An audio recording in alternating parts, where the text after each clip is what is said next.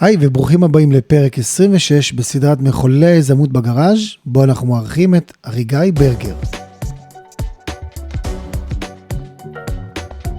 אני חושב שצריך להתמקד, ואחרי שאתה מתמקד אתה צריך להבין מי השותפים הפוטנציאליים. אני חושב שקשה מאוד ליזום לבד, אם זה אפשרי בכלל. ואני חושב שלאחר שאתה בעצם מתמקד במה אתה מחפש, מה אתה רוצה לעשות, השאלה שגם למה היא מאוד חשובה, כי תיתן לך את הדלק ואת הדיוק הזה קדימה. אז צריך להתחיל מהלמה ולמקד, ולאחר מכן לאתר את השותפים. בין אם זה מה שנקרא, אנחנו קוראים לזה או אין-האוס או אאוטסורס, אבל כאילו מי השותפים, מי יכול לקדם את המהלך הזה, למי יש עניין שהמהלך הזה יצליח, שיש לו רצון. שלום אריגאי. שלום. מה שלומך? מצוין, תודה. טוב, אז תכף אריגאי יספר על עצמו ועל הפעילות המהממת שלו בתוצרת הארץ, שזה פעילות שהיא באמת הרבה מאוד עבודה עם קהילות של צעירים, וכל נושא של בכלל, העבודה הזאת של איך לוקחים אחריות על החיים שלנו. אז תכף נשמע קצת על אריגאי, ולפני כן, אם זה הפרק הראשון שלכם, וזו פעם ראשונה שלכם בגראז', אז תשימו שהגראז' זה פודקאסט של השראה ליזמות, מיזמים ומחוללי יזמות בסביבה שלנו, שבאמת המטרה היא כאן לתת לכם גם את הטיפים וגם את הפרקטיקה, איך להתחיל ולייצר יזמות משמעותית כבר כאן ועכשיו, לא משנה איפה אתם נמצאים, וזה נולד מתוך מקום שהוא באמת החלק הזה של איך אנחנו בעצם מקבלים הצצה לתכלס של היום-יום, לדברים שקורים כאן ועכשיו, ולא דברים שהם ככה רק ארוזים שיווקית. אז קחו לכם את החצי שעה, 40 דקות הקרובות, ותהנו מהפרק הזה עם אריגאי, עם הרבה מאוד השראה. אז אריגאי, לפני שככה, בוא נתחיל קצת לספר קצת עליך, על הפעילות שלך, ומשם נקפוץ למים. כן, אז אני, כמו שאמרנו אריגאי, אני בן 42, גר בבאר שבע, נשוי לאוסנת, אבא לשני ילדים חמודים. אני ברקע שלי בעשייה בפיתוח עסקי, בתחום העסקי, בתעשיית הנדל"ן, והיה לי גם ניסיון במקומות אחרים, עבדתי בחברת כיוונים של עיריית באר שבע, זאת אומרת מכיר את המגזרים השונים. לפני כחצי שנה לאחר חיפוש קצר שעשיתי וחיפשתי תחום חדש שבו אני אוכל להביא לידי ביטוי את הניסיון העסקי שלי, אבל לחפש גם איזושהי תועלת נוספת. הגעתי לארגון תוצרת הארץ, זה תנועת הצעירים של ישראל, אנחנו קוראים לה תוצרת הארץ, שזו בעצם עמותה מבחינה חוקית, ואני מוניתי למנכ"ל החברה הכלכלית שתחת העמותה. כלומר, העמותה היא הקימה חברה שתוכל לייצר, נקרא לזה זרוע של פעילות מסחרית עסקית, כאשר כל המשאבים שיצאו מהסיפור הזה יחזרו לפעילות העמותה וישדרגו את הפעילות ויוכלו לעזור לה להתפתח. העמותה עובדת כבר מעל עשור, כבר 11 שנה בערך, ברחבי ישראל, בעיקר בפריפריה, בדרום, ביישובים כמו דימונה, נתיבות, שדרות, רהט, קריית מלאכי, קיבוץ נחל עוז, שזה מקרה ייחודי אצלנו, וכמובן גם בצפון, גם במקומות נוספים. שבעצם בואו תן למאזינים שלנו את הנקודה הזאת של בעצם, מה בעצם העבודה של הפעילות של העמותה, איך בעצם הדבר הזה עובד, ומשם ככה נקפוץ למים קצת יותר לעומק. העמותה עובדת במספר תוכניות, יש תוכנית סטודנטיאלית, שבה סטודנטים שמגיעים ליישובים שבהם אנחנו פעילים, זה 15 יישובים היום, ואנחנו במגמה של לצמוח הלאה, מגיעים, מקבלים מלגת לימודים בתמורה לפעילות חברתית, כאשר הדגש שלנו הוא גם מיזמים חברתיים, כאשר הם בעצם יזמים חברתיים. הם מזהים את החוסרים, את המקומות שבהם צריך לתת מענה עבור בעיקר הקהילה הצעירה של היישוב, אבל גם לאוכלוסיות נוספות. והחלק הנוסף הוא גם פעילות חברתית שמגבשת אותם והופכת אותם לידי קהילה. אנחנו בעצם טוענים שלהיות צעיר היום בישראל, וגם בכלל אגב זה לא רק בישראל, זה עניין לא פשוט. יש איזשהו חוסר כזה של הקהילתיות, של שייכות, של מי אני שייך, מה המשמעות שלי, למה אני חשוב, אולי אני לא. זאת אומרת, יש המון דברים שצעירים מתמודדים איתם, וזה היה תמיד, אבל זה מתעצם בדורות האלה. ואנחנו טוענים שהפתרון הוא אחד, והוא הקהילה, הוא להיות חלק מקהילה שתאפשר לך גם לתת מענה לצרכים שלך ברמה האישית, גם תייצר שכבת מנהיגות צעירה ביישובים שבהם זה קורה, והשאיפה הכי גדולה שלנו זה לסייע להם לבנות את מרכזי החיים שלהם ביישובים שבהם הם פועלים. בין אם הם גדלו ביישוב או הגיעו אליו לטובת לימודים או דברים אחרים, זו תוכנית סטודנטיאלית. אנחנו עובדים גם במודלים זה בעיקר בחלק של ההתחלה, שהם בלימודים. נכון, זה בזמן הלימודים, זה תוכנית של שנתיים. עכשיו, הדבר המשמעותי הנוסף הוא שאנחנו עובדים גם במודלים של רשת חברתית. כלומר, חבר'ה שהיו בתוכנית הסטודנטיאלית והפכו להיות בוגרים שלה, או כאלה שהצטרפו לאורך הדרך ולא היו בהכרח, אבל הם עובדים במודל אחר, שבו הם גם פעילים כצוותים מתנדבים בקהילות. בוא, מבחינת הפעילות עצמה, מה בעצם הציפייה שלך? מה יוצא צעיר בקצה? זאת אומרת, בתוך הקהילה, בתוך התהליך של ההתפתחות, בתוך המסגרת הזאת. בעצם אנחנו מנסים לתת לצעירים את היכולת לענות על הצרכים שלהם שהם מובילים אותם. זה לא משהו שאנחנו מכתיבים להם מראש, אנחנו לא אומרים להם אתה צריך וחסר לך א', ב' וג', אלא אנחנו מלווים אותם בתהליך הזה של הבדיקה שלהם עם עצמם, של החברים שלהם, של הקהילה שלהם. עוד פעם, זה בגלל שאנחנו משתמשים בה באופן מאוד מאוד ספציפי. אתה יודע, היום קהילה זה יכול להיות גם מעריצי אלטון ג'ון, הם גם קהילה, אבל אנחנו מדברים על קהילה במובן המקומי שלה, הלוקלי, פשוט לחיות ביחד, להיות ביחד. ואנחנו מנסים לתת להם את הכלים, ויש מתודולוגיה שלמה, ויש מחלקת הדרכה בארגון שמתעסקת בזה כל הזמן, ובעצם להיות סוג של יזמים חברתיים. זאת אומרת, אם בעצם אני מסתכל על זה בצורה כזאת, ובגלל זה בתוך הפרק הזה, אנחנו בעצם נראה איך דרך המשאבים האלה שקיימים בסביבה שלנו כאן, ובדיוק כמו העמותה הזאת, איך בעצם אנחנו יכולים לייצר, כבר לזרוע את היזמות שלנו, במקרה הזה, עוד שאתם בלימודים, עוד שממש בהתחלה, עוד שלפני בכלל החשיבה, אם אני אהיה עסק או לא עסק, זה בכלל כתפיסה של לקחת אחריות על החיים שלנו, וזה בעצם המהות של סביב כל זה, הפרק הזה ידבר. ואם אנחנו ככה מסתכלים רגע על הפרספקטיבה, איך בעצם הפעילות הזאת בכלל, העמותה הזאת נולדה? כאילו לפני יותר מ10 שנים, אבל איך בעצם, מה גרם לייסוד שלה? ב-2011 קמו כמה חבר'ה שרצו לעשות טוב. הם חשבו בדיוק איך לעשות את זה, ואמרו אנחנו נעבור לעיר לוד ב-2011, ופשוט נתחיל לפעול בעיר. ננסה להביא איתנו עוד כמה סטודנטים, זה היה חבר'ה יוצאי התאחדות הסטודנטים הארצית. ננסה להביא איתנו חבר'ה ונראה מה יהיה. הם קראו לזה רילוד, בתור המיזם הראשוני, זה היה המיתוג הראשוני. רילוד? רילוד. הביאו איתם כמה סטודנטים, והתחילו לפעול בעיר. גרו בעיר, כולם היו מחוץ לעיר, באו לגור בעיר, לעשות פעילות חברתית, ואחרי משהו כמו שנתיים בערך של הפרויקט הזה, זה היה מאוד מאוד נחמד, הם רצו לגייס משאבים, פנו למשרד החינוך, ומשרד החינוך אמר, לא הייתי שם, אבל בערך בדיאלוג הזה של כאילו, תצאו הלאה, למה רק עיר אחת? ותוך 2-3, הגדילה קפצה ל-13 או 14 יישובים, ברמה של נגב גליל בעיקר, פריפריה בעיקר, פריפריה גיאוגרפית חברתית, שזה לוד בתור התחלה, זה העיר הוותיקה ביותר בפרויקט, ואנחנו גם, המטה שלנו יושב בלוד, משם אנחנו מנהלים את הפעילות בכל הארץ, והמודל הזה צמח וצמח וצמח, בעצם החיבור הוא בין העמותה לבין המוסדות אקדמיים, שמסייעים בעניין של סטודנטים, המלגות, כל הסיפור הזה, והרשויות המקומיות, שאנחנו עובדים איתם בשיתוף פעולה נהדר ביישובים שבהם אנחנו פעילים, והתוכנית התחילה ככה כתוכנית סטודנטיאלית, המיתוג עבר שינוי לתוצרת הארץ, למשהו שהוא כבר לא רק לוד, הוא פרויקט ארצי, ולאחר כמה שנים התווספה גם התוכנית שהיא הרשת, שזה בעצם בניית קהילות לשם קהילות. זה נשמע מעניין. איך בעצם החלק הזה מתפתח? כאילו, אם אתם מסתכלים רגע, אתה מסתכל רגע על האבולוציה של הפעילות שלכם, איך בעצם הדבר הזה מתפתח? כאילו, מה אבני דרך? כאילו, איך הדבר הזה ולאן הוא הולך גם מבחינת ההמשך שלו קדימה? תראה, ההבנה הייתה שלהיות סטודנט זה בסוף שלב ביניים בחיים. אף אחד לא נשאר סטודנט לנצח. אנחנו בתוכנית של 2, לרוב לימודים גבוהים זה 3 שנים או 4 שנים, והעמותה חיפשה איזשהו מענה מתמשך. זאת אומרת, חבר'ה שסיימו את הלימודים, נניח, התחילו לעבוד, נניח, נשארו לגור בעיר לוד, נתן לך דוגמה, והיה איזשהו רצון של העמותה להמשיך להיות איתם בקשר, לפתח אותם כקהילה, הם עדיין קהילה. הם כבר לא סטודנטים, אבל הם קהילה, מה שאנחנו קוראים לו רשת. ועדיין אנחנו באותה מגמה של מה הצרכים שלכם, בואו נעשה. יש מגמה של לשבת ולהגיד, אוי, אין לנו בפריפריה חסר, לא עשו, אין, המדינה. הגישה שלנו היא לא שם, היא מה חסר, בואו נעשה. הגיעה איזושהי אמירה של כמה חבר'ה בקהילות שלנו בלוד שאומרת, אנחנו מחפשים מסגרת חינוכית מעניינת לילדים שלנו, שהיא לא סקטוריאלית כמו שיש בדרך כלל של מסגרת חילונית, מסגרת דתית, אנחנו רוצים משהו שהוא משולב, דתי חילוני. יזמנו ביחד עם החבר'ה האלה פנייה לעיריית לוד ולמשרד החינוך ולכל מי שצריך, והוקם בית ספר, ואחריו הוקמו גם גני ילדים בעיר לוד שהם פעילים עד היום, ברוח תוצרת הארץ, ערכים סביבתיים, חברתיים, קהילתיים, מתוך צורך של ההורים, של החבר'ה הצעירים שהיו סטודנטים, הם כבר לא. ממה שדיברנו גם לפני ההקלטה, זה בעצם גם עבודה עם הרבה מהמגזר הבדואי גם, נכון? זאת אומרת, יש פה תהליך שהוא גם מקרב מגזרים.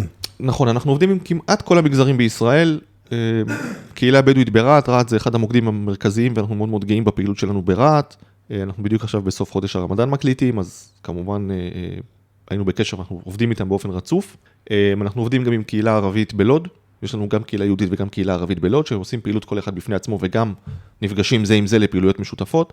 יש לנו גם באזור צפון, בקצרין עכשיו, בקריית שמונה, יש כל מיני אזורים שיש בהם גם קהילה ערבית, כמובן חלק מהפעילות שלנו. אנחנו עובדים עם חרדים בבני ברק, סטודנטיות חרדיות בירושלים. זאת אומרת, יש פה, אם אני מסתכל על זה רגע, יש פה מימד רחב של הרבה מאוד קהילות של צעירים, בעיקר בעולם הזה של התחומים של תקופת הלימודים, ואם אנחנו מסתכלים רגע על המאזינים שכרגע מאזינים לפרק הזה, בין אם הם יזמים, בין אם הם צעירים שעכשיו נמצאים בתקופת לימודים ואומרים, אוקיי, יש פה איזה משהו מעניין, ובין אם זה בכלל אנשים ברשויות המקומיות וכולי.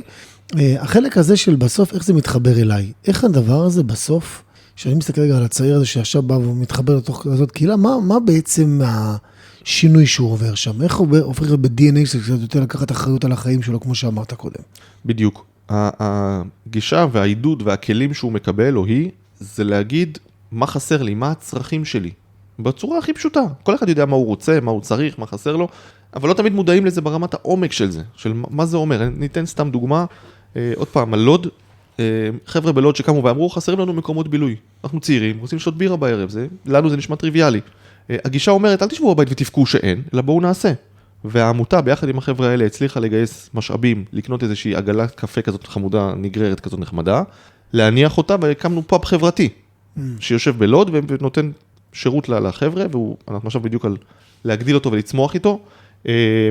בנתיבות, סתם דוגמה גם, גן ילדים, שהוא קם בעצם מתוך תפיסה של הורים שרוצים לעשות משהו, אנחנו מלווים אותם כהורים, או כזוגות צעירים, אנחנו מגדירים, המילה צעיר, מה זה צעיר? זה מילה מאוד... כן, אני יודע, זה מורכב, אבל בגדול בהגדרת צעיר במדינת ישראל, אם אני זוכר נכון, זה עד גיל 40? משהו כזה, אנחנו גם קוראים לזה 18-40. אנחנו גם קוראים לזה 18-40, 18-20, 20-40, זה פחות או יותר, אתה יודע, מישהו שהוא בן 41 הוא כבר לא, אז זה גבולי, אבל אנחנו גם מסתכלים על זה במובנים האלה, זה גם זוג צעיר, הצרכים משתנים, אתה כבר לא סטודנט, אתה צריך דברים אחרים, אתה צריך ילדים, או בדרך, או הראשון, או השני, אז אנחנו בעצם נותנים להם את הכלים להסתכל ולהגיד מה חסר להם ומה הם רוצים. אחד, כחלק ממערכת של קהילה שלמה שמסייעת להם במימוש של החוויות שלהם, ברצונות שלהם, בצרכים. כן, אבל זה מעניין, אבל מה שמעניין אותי, כאילו, במציאות שאנחנו נמצאים בה היום, שהקשב הוא מאוד מאוד קטן להרבה מאוד דברים מצד אחד, מצד שני אנחנו רואים מה קורה במדינת ישראל בימים אלה, עם כל מה שקשור למחאות, עם כל מה שקשור לאנשים שממש מתחילים להיות אקטיביים יותר, ולצאת ולעמוד על דעתם, לא משנה מאיזה צד אתם של המתרס, אבל החלק הזה שאתה בא ואומר, אני מייצר פה איזה סוג של מסגרת, ומתעל אותם לכיוונים, שהם כיוונים מצד אחד חברתיים, מצד שני יזמיים, או יזמיים בקהילה שלהם, איך בעצם רותמים את החבר'ה האלה היום לתוך התהליך? איך עכשיו מאזין, שמי שמאזין לנו כרגע אומר, וואלה, איך הדבר הזה בסוף מתחבר אליי? תראה, אנחנו בעצם עובדים בשיטה שבה הקהילה עצמה מובילה את המהלך. יש אנשי ארגון, יש פעילים בארגון, אנחנו קוראים להם מלווי קהילה, שזה אנשים שעובדים בעמותה, והם מלווים את הקהילה כאיזשהו גורם חיצוני כדי לוודא שהיא בכיוון הנכון, וזה פרויקט של שנתיים, אז תמיד השנה הראשונה ככה יותר לומדים, אבל עושים תוך כדי, ובעצם הכיוון הוא שהם ייקחו את זה למקומות שחשובים להם, מה הם רוצים לעשות ביחד. עכשיו בפסח חלק מהקבוצות מהקהילות יצאו לטיולים, דבר שהם יזמו אותו, זה זמן של גיבוש, של להיות ביחד, אחרי שהם כבר מתחילת השנה ביחד, קצת שקט מהלימודים, או אם זה חבר'ה בוגרים לאחר מכן, אנחנו מעודדים אותם כל הזמן לעשות את זה. כמו שאמרתי, או שעוד לא אמרתי, אנחנו עובדים היום על מודלים נוספים.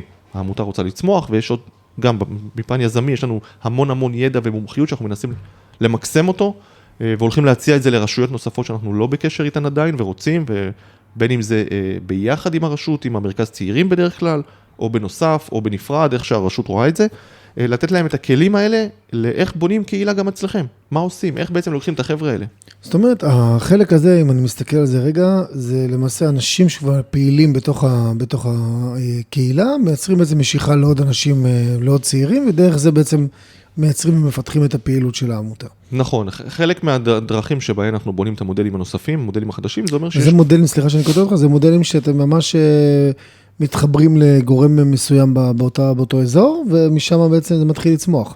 נכון, אנחנו בעצם אומרים לרשות, מי שלא תהיה, בדרום, בצפון, בכל מקום אחר, אנחנו צריכים X תקציב מסוים, בו אנחנו מפעילים צוות של מתנדבים או מלגאים, או לא משנה איזה צוות, לא גדול, והמטרה היא שהוא ייצר את האימפקט החוצה. זאת אומרת, אם יש רשות קטנה שיש בה 1,000 צעירים נניח בכל הרשות, אנחנו נרצה להגיע ל10 או 15 מרכזיים משמעותיים ביניהם, שלא בכך יש להם ניסיון קהילתי או יזמי, אבל הם מתחברים לרצון ויש להם את הדרייב הזה, ולהגיד בואו נייצר אימפקט. אם אנחנו נעשה אירועים תרבותיים חברתיים, אז זה לקהילה.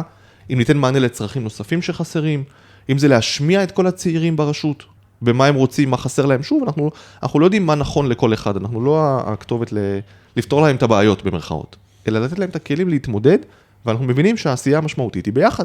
מעניין. תראה, החלק הזה של בכלל, אני מכיר את האתגרים האלה, כי אנחנו עובדים הרבה באזורים וברשויות, אבל החלק הזה של לרתום את החבר'ה, איך בעצם מייצרים את המשיכה. כי יש אזורים שאין בהם הרבה מאוד צעירים מצד אחד, או שיש צעירים אבל הם לא מעורבים, או שהם במיוחד ברמת בקהילות שהן טיפה יותר סגורות, והמורכבות פה היא באמת איך בעצם מביאים אותם לתוך הפעילות. והחלק הזה והאתגר הזה, אין ספק שכשבונים קהילה, ושמייצרים איזה סוג של אקוסיסטם כזה, של עבודה משותפת, של אנשים בעלי מכנה משותף, ויוצרים להם פעילויות ומייצרים תוכן לתוך אותה פעילות, הדבר הזה אין לי ספק שהוא מאפשר גם לתוך אותה אג'נדה שאתה רוצה להוביל, לאפשר לרתום יותר ויותר אנשים לאורך זמן.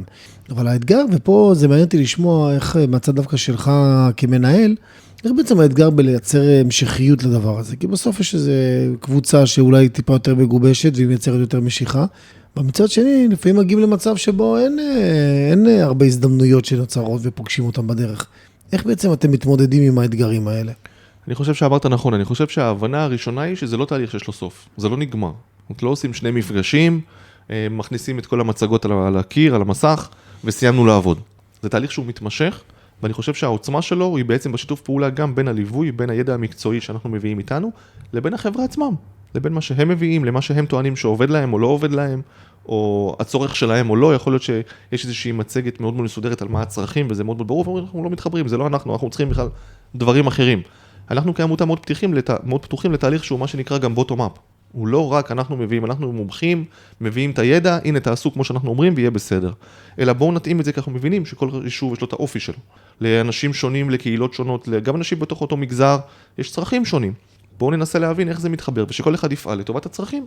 ונמצא את המחנה המשותף שבו, וכמו שאמרתי, זה לא תהליך שהוא נגמר, הוא מתמשך כל הזמן, יש ליווי מתמשך, יש מתודולוגיה מתמשכת, זה לא זבנג.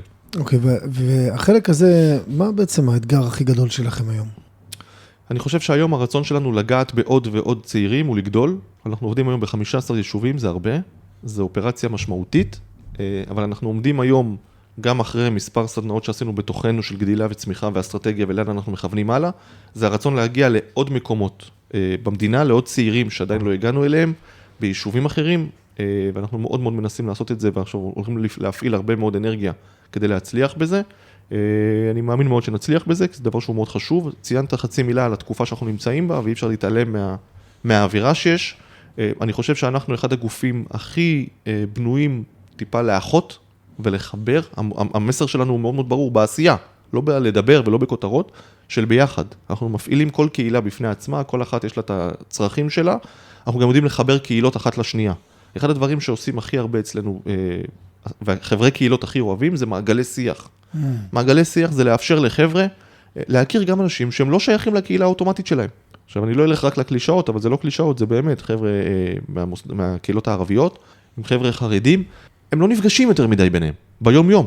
וגם חילונים, כמה הם רואים חבר'ה מהקהילה הערבית, וכמה חבר'ה מהקהילה הערבית מכירים דתיים, לאומיים או חרדים, זאת אומרת, זה משהו שאנחנו עושים אותו באופן טבעי, זה גם עולה מהצורך מהשטח, השטח מאוד אוהב את זה, החברי קהילות שלנו מאוד אוהבים את זה, זה מאפשר להם באמת לדבר, לא בלשפוט, לא להשליך על הצד השני את הערכים שלך, אלא באמת לנסות ולהבין מה זה אומר, כי בתקשורת לא תמיד הדבר הזה מקבל ביטוי. נכון, אבל אני חושב שגם היום הרבה אנשים מחפשים קצת מפלט באיך להוציא ולדבר ולייצר שיח, במיוחד בתקופות כאלה שזה קשה, וגם בלי קשר, זאת אומרת, אני חושב שזה סוג של לייצר איזה מסגרת או פלטפורמה שדרכה, ולא דווקא דרך הפלטפורמה, כי אתה מעלה תגובה ברשתות החברתיות, אתה מקבל גל של בעיקר מבוטים ועד כל מיני אנשים שפשוט שורפים את האג'נדה הזאת, אז זה מאוד מאוד קשה לבוא לידי ביטוי, ודווקא במקומות שבהם אפשר לייצר סוג של מעגלי שיח, שזה אגב אחלה דרך בכלל, לכל מי שמוביל מרכז צעירים או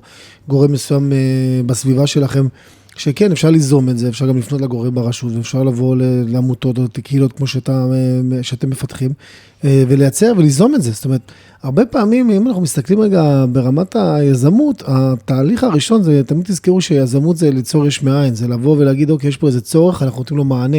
ודווקא בחלק הזה, שזה יכול להיות דווקא, זה לאו דווקא חייב להיות רק יזמות עסקית, אנחנו עשינו פה לא מעט פרקים עם יזמויות חברתיות, ועם אג'נדות בתוך ארגונים וכולי, כי זה בסופו של דבר, יזמות היא DNA, היא משהו שאתה בא ואומר, אני לוקח אחריות על משהו מסוים, על התוצאות שלו, כדי לייצר מענה לצורך שמתעורר בסביבה שלי, באוכלוסייה שלי, בקהילה שלי, ומייצר לו פתרון. והפתרון שאתה מייצר הוא לא משהו נקודתי ובאותו רגע ובא והולך ונגמר. הוא משהו מתמשך, שברגע שאתה מבין שהדבר הזה מתחיל לייצר ביקושים, בדיוק כמו שאתם חיברתם פה. וזה אגב בתקופה הזאת, הנושא של מעגלי שיח, זה הזדמנות, אז אוקיי, אז איך אנחנו נכנסים משם? ודרך זה מכירים אתכם אנשים, אתם לומדים להכיר עוד סביבות, להכיר עוד דעות, לחבר עם אנשים שאולי חושבים כמוכם, וזה אחלה מקפצה. זאת אומרת, אחלה מקפצה לייצר את הצמיחה לשלב הבא שלכם, אם זה כפעילים חברתיים, או אם זה כיזמים עסקיים, כי אתם לא יודעים מה שאתם לא יודעים, איפה ההזדמנות פוגשת אתכם. וזה בדיוק הנקודה, שדרך מפגשים כאלה, או דרך פרקים כאלה שאנחנו מדברים על זה, אנחנו נכנסים דווקא באיזה פרדיגמה לכיוון אחד, שזה כיוון מאוד מסוים, אבל בסופו של דבר אנחנו מבינים שזה רק איזו פלטפורמה שהיא קרש קפיצה קדימה. ותספר רגע קצת איזה סיפור ככה מעניין, אם יש לך ככה לשלוף ככה מהזיכרון, שזה סיפור מסוים שככה אנשים יכולו להתחבר אליו משהו מהשטח, כאילו דברים שאולי עברתם בתוכו, יש סיפור מאחד הקהילות שיכול ככה לתת לאנשים איזו תמונה על מה בעצם חווים בתוך התהליך הזה. כן, תראה, יש המון פרויקטים, ויש המון תוכניות, ויש המון פעילויות, יש המון. אני יכול לספר על פרויקט אחד שאצלנו היה בקהילה החרדית בבני ברק. חבר'ה שיצאו ללמוד מהקהילה החרדית, הם כמובן שומרים על אורח חיים חרדי, הם חרדים לכל דבר ועניין. היה שם אחד החברי קהילות ששמו שוקי, שהוא היה גבר גרוש.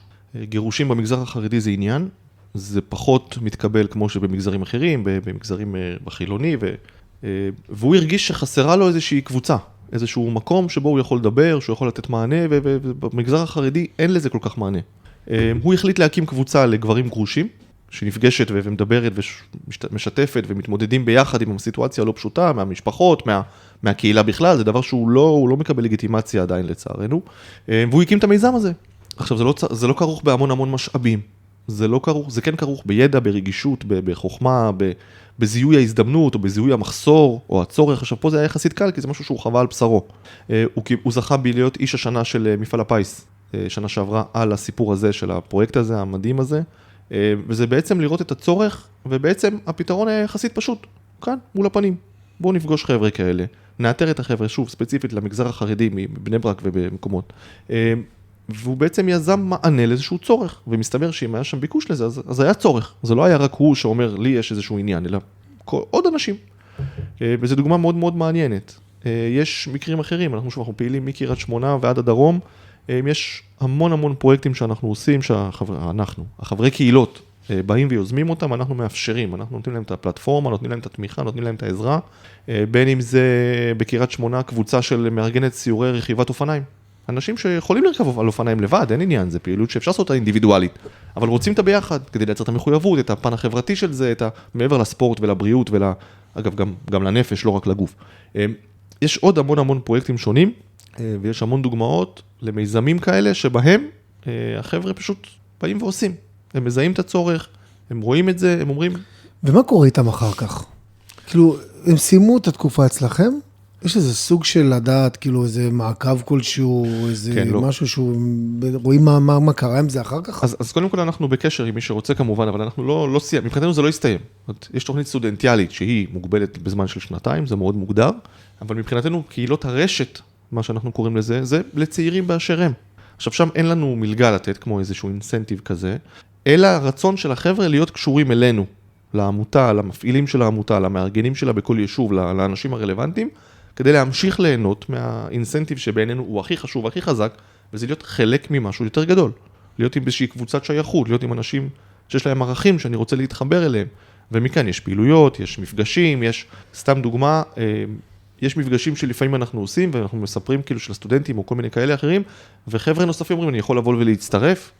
חברי הרשת, מה שאנחנו קוראים להם, כמובן שזה פתוח, ואנחנו רוצים אותם, והיה למשל מפגש של אזור מרכז לפני מספר שבועות, ביום חמישי בערב בירושלים, הגיעו מלוד, מבני ברק ומירושלים, לערב עם הרצאה, עם אומן, עם אוכל, עם מפגש חברתי, הגיעו גם כאילו בוגרים, גם מי שרצה והיה באזור או שיכול להגיע, אחרי זה חלקם נשארו לישון בירושלים, באופן מאורגן, קמו ב-6 בבוקר ביום שישי כדי ללכת לטייל באזור ירושלים, בערים. זאת אומרת, מייצרים סביב זה המון הזדמנויות. עכשיו, אתה לא יכול אף פעם להכריח מישהו לקחת הזדמנות. אבל אם אתה תייצר את ההזדמנות הנכונה ותבין באמת בגובה העיניים מה אתה בונה לו, רוב הסיכויים שהוא ילך על זה. יפה. זה אומר שהחלק הזה, ואני מסתכל את המקטע הזה, זה שבאמת תיקחו את ההזדמנות דרך קהילות כאלה, זה יכול לבוא באמת בכל מיני תקופות, בעיקר כמו שאמרנו בחלק כזה עד גיל 40 כזה, אבל זה יכול להיות גם לפעמים יותר, זה לא לאו דווקא מחייב את מגבלות הגיל. חד וחלק. אבל החלק הזה של להבין שנייה אחת, אוקיי, באינסטינקט שלכם, שאתם מקשיבים לחלקים האלה, זה להבין שנייה אחת, איזה קהילות יש באזור שלי שמעניינות אותי, באג'נדה שלי זה יכול גם להתחבר ברמה הערכית, זה יכול להתחבר ברמה העסקית, זה יכול להתחבר ברמת הלימודים שלכם, זה לא משנה מה, אבל תשימו לכם איזה כאילו רשימה כזאת, שנייה אחת. קחו לכם רשימה של איזה קהילות מתחברות לתחומי העניין שלכם. קהילות ממשיות, לא רק קהילות ברשת. זאת אומרת, קהילות ממשיות, שאתם ממש יכולים להגיד, אוקיי, אני הולך למפגש. הרבה פעמים אנשים שמסתכלים שנייה אחת, אני לוקח את זה גם למקום הזה של שיווק. כשמסתכלים רגע על הנושא הזה של שיווק, ואומרים, רגע, הרבה פעמים הולכים ישר לעולמות האלה של הרשתות החברתיות, שזה מאוד אינסטינקטיבי ומאוד זמין, מצד אחד. אבל מצד שני, החלק הזה של קהילות, הוא פלטפורמה אולי אפקטיבית ביותר לייצר שיווק. ושאני אומר את זה שנייה אחת, דווקא בהקשר החברתי, שיווק חברים זה לחשוף את הערך שלכם לקהל היעד שלכם. זה שורה תחתונה. לא צריך לסבך את זה יותר מדי. יש לך ערך חברתי, תחשוף אותו לאנשים. תחשוף אותו בקהילה שהיא בתחומי העניין שלך, כדי להשיג מטרה מסוימת, תוצאה שאתה רוצה. אתה רוצה להיות מוביל חברתי, אתה רוצה לייצר הרשמות, אתה רוצה לייצר פעילויות, זה לא משנה מה היא. הגדרת מה אתה רוצה, תחשוף את הערך שלך, הוא פוגש צורך של קהל היעד, במקרה הזה אנשים בסביבה, בקהילה הזאת, זה מייצר ביקושים, אוקיי? ולכן, כשאתה חושף את הערך לקהל היעד, אתה רוצה שיקרה משהו עם זה. והחלק הזה של קהילות, זה יכול להיות קהילות, כמו שאמרת, מכל מיני תחומי עניין, זה הצעד הראשון שאני מאוד מאוד ממליץ עליו. אני חושב שברגע שאתם עושים את הפעולה הזאת, אתם מתחברים, נוגעים ממש הלכה למעשה, גם בלקוחות פוטנציאליים וגם באנשים שפוטנציאליים לקהילה שלך, למה שאתם רוצים להשיג. ולכן, כשאנחנו מסתכלים פה על ההזדמנות דרך הפרק הזה רגע, ובא ואומר, איך אני עכשיו מתחבר לקהילה, אז כן, יש לכם קהילות חברתיות, תתחילו לרשום שם, תתחילו לצאת, להיפגש עם אנשים, תתחילו להשפיע, תתחילו לדייק את עצמכם דרך מקומות שהם יותר מתחברים לערכים שלכם. לאחר מכן תסתכלו איזה פעילויות נטוורקינג יש באזור שלכם, איזה קהילות מתחברות, קהילות נשים, קהילות עסקים, אירועים מסוימים, מיטאפים, לא משנה מה. קחו את הנקודה הזאת ותצאו משם. וככה למעשה מתחיל להתניע פעילות יזמית. פעילות יזמית ממש הלכה למעשה, לא ככה באוויר ולמעלה. כי הרבה פעמים שאנחנו רואים את הסרטונים האלה בטיק טוק, ברילס, יכול להיות שאתם פוגשים סרטון כזה כבר עכשיו, ואתם אומרים, רגע, שנייה אחת, איך אני הופך להיות גם?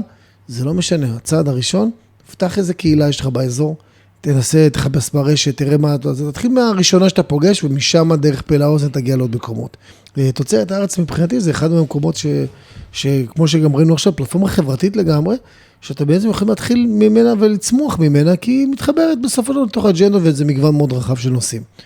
נכון? כי זה אחד מהנקודות, ואיך אתם בעצם עוזרים, אם עכשיו בא מישהו צעיר מסוים, שרוצה ליזום משהו מסוים, איך אתם באים ועוזרים לו?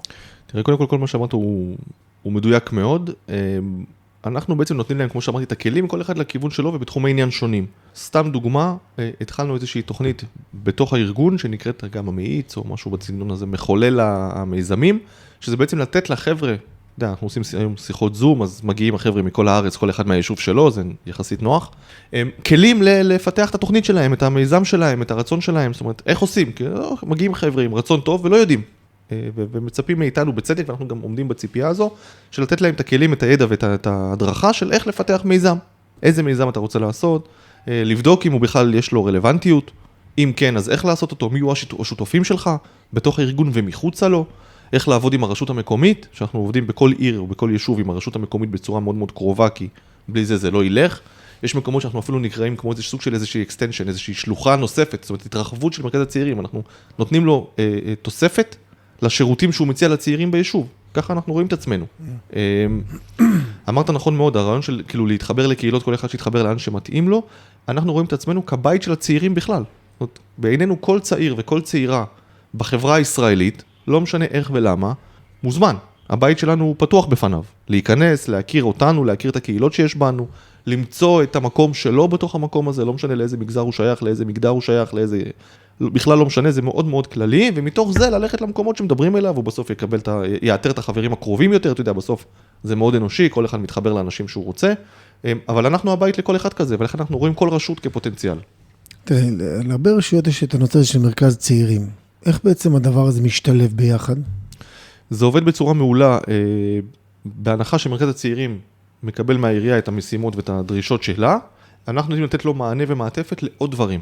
כדי לקדם את אותו חזון, שזה רווחת הצעירים ביישוב, זה כולנו מכוונים לאותו מקום, אבל בעוד כלים. למשל, לא כל רשות ולא כל מרכז צעירים יודע מה זה ניהול קהילה, מה זה ליווי של קהילה, מה זה פיתוח של קהילה. איך להפוך את הצעירים, מחבר'ה שגרים פה, לקהילה. זה לא אותו דבר. אני יכול לגור בבניין שאני גר בו, עם מישהו שהוא בדלת מולי, המרחק בינינו הוא בערך 3 מטר, אבל אנחנו לא קהילה. תראה, אבל בסוף, יש פה איזה אתגר, כי אם אתה מסתכל על זה, בסוף יש משאבים מוגבלים לרשויות מקומיות, ואין להם הרבה תקציב, ואז כאילו בא מרכז צעירים, אומר שנייה אחת, רגע, אבל אני כרגע יושב בדרך כלל, יושב גם בדרך עמותות וכאלה, אבל איך בעצם הדבר הזה פוגש אותי?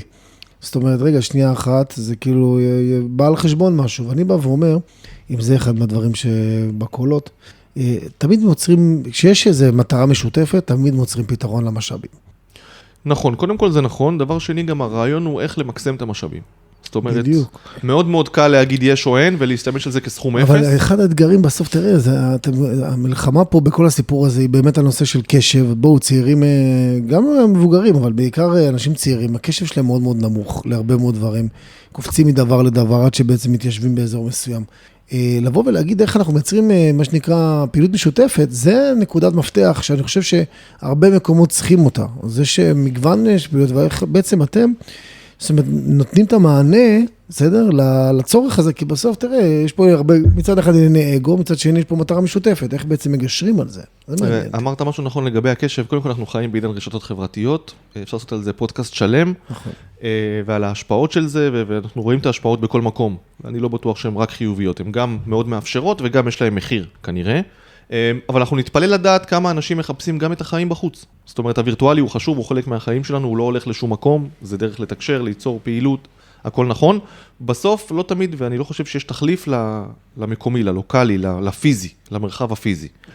ואנחנו עומדים על זה. זאת אומרת, אצלנו הקהילות הן לא וירטואליות. אתה לא יושב באיזושהי אפליקציה ומדבר עם החבר'ה מי לא יודע איפה. אתה נפגש פעם בשבוע, או פעמיים בשבוע, או יותר, אם זה גם בפן החברתי, יש לנו מה שנקרא שבת קהילה. החבר'ה עושים שבת ביחד, פעם בחודש בערך. עכשיו, זה לא בגלל שכאילו הם יכולים או לא, בגלל שזה נותן להם את המענה הזה של להיות ביחד, שנייה, לא בלחץ של כל השבוע, אוכלים ביחד, מדברים, עוד זמן איכות ובנייה, וזה סתם דוגמה.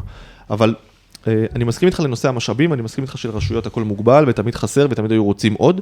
היתרון או הרצון שלנו, ואנחנו עושים את זה עם אמות מידה בדוקות, ועם אומדני הצלחה, יעדי הצלחה, וזה גם משהו שהוא מהעולם היזמי, זה בעצם התקציב, אותו משאב שלקחנו, או השתמשנו בו, איך אנחנו ממקסמים אותו. זאת אומרת, אני לא רוצה לעשות, או בשאיפה, לייצר חוויה ולייצר קהילה לאותם 10 שאני מקבל אותם למעגל הראשון.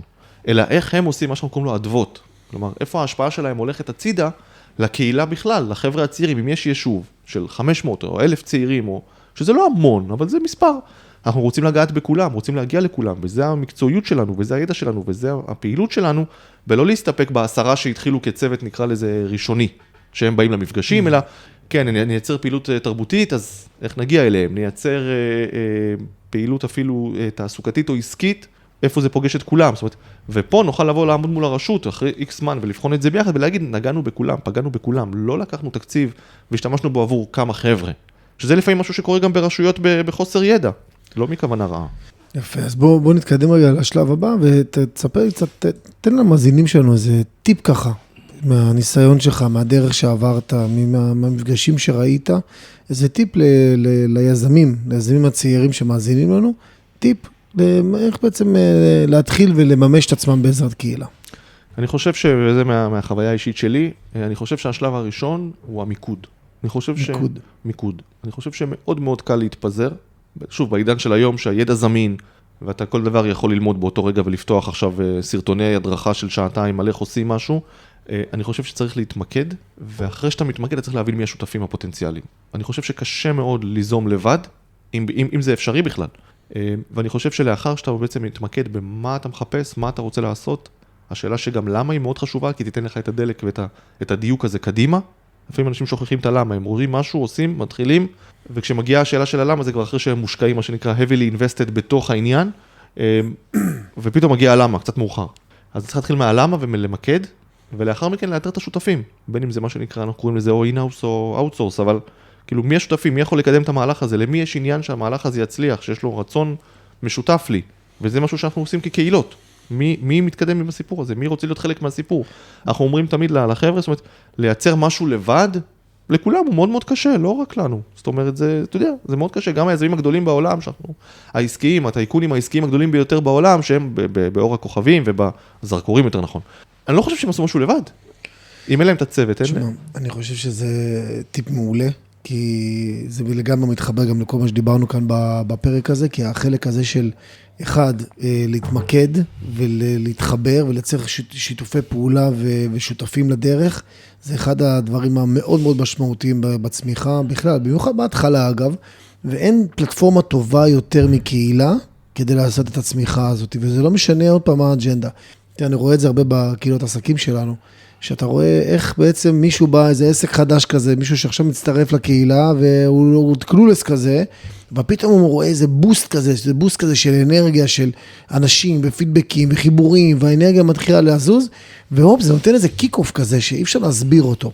עכשיו, זה יכול להוליד שיתופי פעולה, וזה גם יכול לא להוליד שיתופי פעולה, וזה עוזר לך לגמרי להתחיל ליזום ולהתחיל להתמקד. וזה טיפ מעולה, שאני חושב שברגע שמתחילים להבין וחווים את זה אגב, אז אתה לגמרי יכול להתחיל לראות איך הדבר הזה עובד גם בהמשך, וגם תזכרו, בסוף זה רק פעולה של לצאת וליזום ולהתחיל להתחבר לקהילה במקום שלכם, וזה קהילות, יש הרבה קהילות, כן, אבל זה בנקודה שהיא מאוד מאוד חשובה לבחור את מה שמתחבר אליכם. אז הגענו לשלב, הריגה, לשלב של התשובה המהירה, אני קורא לזה, זה 5 שאלות, תשובות קצרות, שמהם בעצם נוכל להכיר אותך ואת הפעילות שלך טוב יותר. אז בואו נתחיל. אז שאלה הראשונה זה, בואו תספר לנו קודם כל, מה הדבר שהכי חשוב שידעו על הפעילות שלכם? אני חושב שמה שצריכים לדעת שהפעילות שלנו היא משנה חיים. אנחנו בעצם מאפשרים, נותנים הזדמנות לאנשים להשפיע על החיים שלהם, לבנות עתיד, להיות מחוברים לעצמם, שזה דבר שהוא קצת ניו אייג'י, אני לא רוצה להיכנס עכשיו לעולמות הוויפאסנה, אבל במובן הכי אמיתי ומשמעותי ופשוט שיכול להיות, להבין מי הם, להתחבר למקומות, להתחבר לאנשים, להתחבר למטרות שלהם. אני חושב שזה הדבר הכי חשוב, ההזדמנות הזו. יפה, אז מה ההצלחה הכי גדולה של הפעילות שלכם עד היום בעיניך? אני חושב שהיכולת לעשות כבר כל כך הרבה שנים את מה שאנחנו עושים, זאת אומרת כל כך הרבה אנשים שעברו תחת הידיים של העמותה הזו, ורובם רוצה להמשיך ולהיות בקשר איתנו, גם כשהוא לכאורה לא חייב, או באופן וולונטרי לחלוטין, וזה המדד הכי טוב. כי כשאנשים כבר לכאורה עזבו את הארגון, אבל הם עדיין בקשר עם הארגון, אני חושב שזה סימן שעשינו משהו נכון. לגמרי. תאמר לי, מי האדם שהיית הכי רוצה לפרגן לו מקצועית ולמה? קשה לי לבחור אחד, אני יודע שזה זה, קשה לי לבחור אחד, אבל אני רוצה לפרגן לכל האנשים שלנו שעובדים בשטח בעיקר. אנחנו במטה יושבים כל היום ועובדים קשה מאוד לתת להם את הכלים גם. יש לנו את כל המלווה קהילות שלנו, שהם בשטח, יושבים מול הקהילה, פשוט אכפת להם.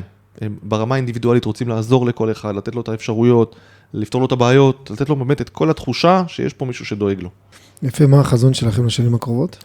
החזון שלנו, כמו שטיפה נגעתי לפני כן, זה פשוט לגעת בעוד ועוד חיים של צעירים וצעירות. אנחנו רוצים להגיע לעוד יישובים חדשים, אנחנו היום עובדים על זה, אנחנו ערוכים ומתכוננים לגדילה משמעותית. עובדים על זה עם כמה ארגונים נוספים, אנחנו בדיבור עם המרכז לשלטון המקומי על זה שמאוד תומך בנו, ואנחנו פשוט רוצים לגדול, לצמוח, להגיע לעוד אנשים. אגב, אמרתי שאנחנו רוצים לפנות לרשויות חדשות, אנחנו חושבים גם על מודלים נוספים כמו סביב תעסוקה, דיברת על קהילות עסקיות, על להציע לגורמים עסקיים, לאזורי תעשייה, לפארקים של תעשייה, לכל מיני דברים כאלה, להציע גם להם את הפעילות הזו. מעניין, ותאמר לי, מה דעתך, אני רוצה שבינה מלאכותית מחליפה או תחליף מקומות עבודה? אני מניח שבאיזשהו מקום אנחנו נראה את זה. אני חושב שזה יהיה, אתה יודע, כמו הרבה דברים אחרים שקרו, וזה טבעי, זאת אומרת, אפשר לאהוב את זה או שלא, אבל זה תהליך שהוא אבולוציוני טבעי, אבל אולי גם תייצר מקומות עבודה חדשים. כי לפני 100 שנה לא היו מהנדסים, אז הטכנולוגיה היא לא רק לכיוון אחד, יש לה משמעויות רחבות, ואני חושב שזה יהיה מעניין. יפה, אז ככה, קודם כל, הנושא של בינה מלאכותית, אני מזכיר את זה כמעט בכל פרק, החלק הזה הוא מאוד מאוד חשוב, אחד, ללמוד, אנחנו נמצאים בתקופה של בום מטורף, של חשיפה של הטכנולוגיה והבינה המלאכותית בכל תחום חיינו, וזה נכנס לשוק הרחב, מה שנקרא בסערה, אתם פשוט פוגשים את זה בכל פינה עכשיו, פשוט ללמוד, לשחק, להתנסות, להבין איך הדבר הזה יכול לסייע לכם כרגע ביום שלכם, וללמוד איך להיות לצד זה ולהתפתח את זה, כי זה לא ייעלם, זה רק ילך ויצמח, בקצבים הרבה יותר מהירים ממה שאנחנו חושבים, וכן, יהיו מקומות עבודה שהתחלפו, אתם פשוט אמרתי, מקומות ודברים אחרים יוולדו במקומם, אבל זה הזמן שלכם לתפוס את הגל ולרכב עליו קדימה, אז הריגאי, קודם כל, היה לי תענוג לראיין אותך, אבל לפני שנסיים, אני ארצה לשאול אותך, מה היא בעצם המילה שמגדירה את העשייה שלכם בצורה הטובה ביותר? אני חושב שאנשים, זאת אומרת, את המילה קהילה כבר השתמשנו מספיק בפרק הזה. אנשים. למרות שזה אף פעם לא מספיק להשתמש בקהילה. אני חושב שאנשים, פשוט לראות אנשים ונשים כמובן, פשוט לראות את האנשים, לראות את החיים, לראות את הצרכים, לראות אותם בגובה העיניים, זה מה שאנחנו עושים. אנשים לקחתי, אני חושב שזה אחד, בלי זה אפשר לזוז לשום מקום, לא משנה, בינה מלאכותית, לא מה שדיברנו קודם, זה לגמרי אחד היסודות הכי חשובים שאנחנו יכולים דרכם לצמוח ולייצר יזמות בכלל. אז הריגאי, תודה רבה לך על הזמן, תודה. על ההשראה, על העשייה שאתה מייצר, ואין לי ספק שדרך הרבה מאוד מיקוד, כמו שאתם עושים בדרך שלכם, תצליחו גם לייצר חיבורים מאוד מאוד מעניינים בין אוכלוסיות, ומכיוון שאתם לא התחלתם אתמול, כבר יש לכם דרך, אין לי ספק שזה גם יצמיח קדימה, כי השורשים הם עמוקים, אז שיהיה המון המון בהצלחה, ואני אגיד לכם, מאזינים יקרים, קודם כל אם אהבתם את הפרק הזה, תשתפו אותו עם מי שאתם חושבים שזה יכול לייצר לו ערך, ככה אנחנו גדלים וצמחים, ובאמת אם לא לחצתם על כפתור המעקב, תעשו את זה עכשיו. אתם מוזמנים לעקוב אחרינו ברשתות החברתיות, אנחנו נמצאים בכל רשת חברתית, ותצטרפו לקבוצה שלנו בפייסבוק, לעשות השטג הגראז' בפייסבוק, ולהתחבר לקבוצה, לעוד תכנים, טיפים ופרקים חדשים שיש לנו כל שבוע. אז משם תוכלו לייצר את הצעד הקטן שלכם, עוד צעד קטן ליזמות. אז תודה רבה על ההאזנה, וניפגש בפרק הבא. תודה.